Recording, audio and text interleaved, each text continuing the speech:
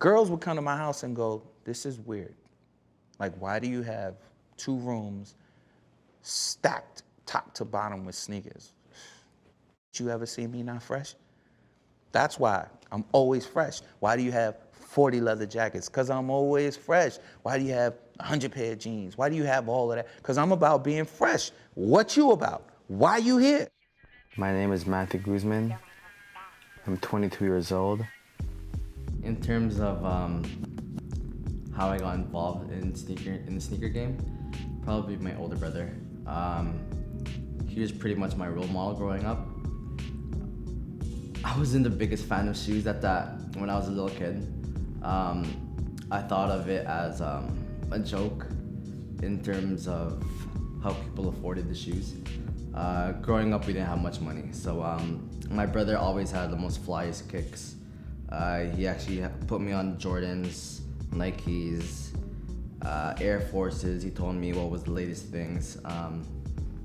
He was always the one lining up in terms of grabbing shoes, and it just made me wonder why he liked it so much. So there was one day where he brought me along to a shoe lineup. It was I think the Brett 11s, and it was insane. It was crazy, and I was like, this is it.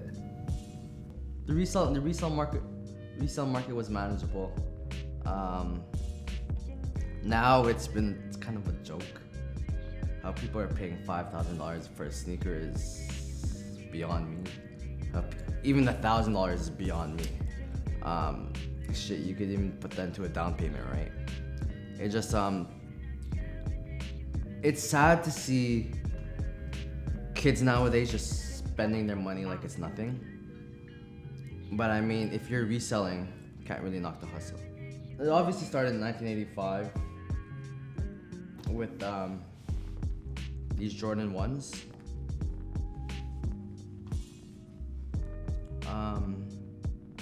Though it wasn't really a big thing not until the early 2000s. That's when the shoe game for Jordan at least started retroing. More colors came out. Many would say it's the golden age of Jordans. Hey, my name is Jacob Gregorio. I'm 18 years old. I go to Ryerson University, and I'm a sneakerhead. Like, I was never really into sneakers, but then like I would see like my family, my friends collect sneakers, buy shoes, sell shoes, and like it kind of made me want to like copy them and like see if I could do what they were doing as well.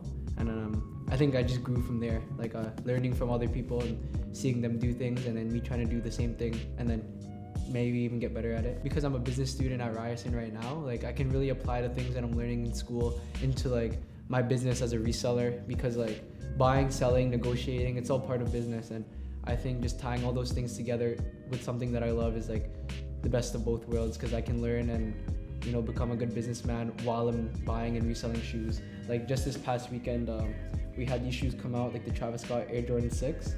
And like I just bought a bunch of pairs, probably spent maybe like close to $20,000 as an investment on these shoes. And you know, just seeing the turnout and like having these shoes, it's a big deal in like the sneaker community, because they're very rare and like not many people had the opportunity to buy them. And so like buying them and having them as like a stock almost is like, it's really cool to have in like the sneaker community.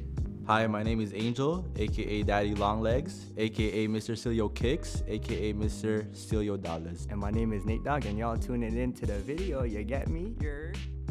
Truthfully, I don't want to say like I came out of the womb like that, but like essentially like since I was born, my parents put a pair of Jordans onto my feet, specifically the Flint 13s, for those of you who know what those are. But just growing up playing basketball with my dad, it kind of went hand in hand. It was in the same lane, so basically I started collecting as soon as I saw he had a collection, these being one of them. These were the first shoes he gave to me, and they were my ball shoes up until high school. One of the things that motivated me to collect sneakers is definitely from my boy Nate Dogg. He's in the back, so shout outs to him. Definitely high school, I was never really into sneakers like that, but a lot of people were into buying and selling, so that was a big part when I was still in high school, going through it and not really having a lot of money. That's kind of one of the things that people made money, but that's definitely one of the things that kind of motivated me to get into the sneaker game. Someone who's a sneakerhead is definitely someone who lives, breathes, and eats shoes. Deadass. They would do anything for shoes. They collect shoes. They love shoes. In my opinion, a sneakerhead is anyone who loves to collect sneakers, whether it be hype or not.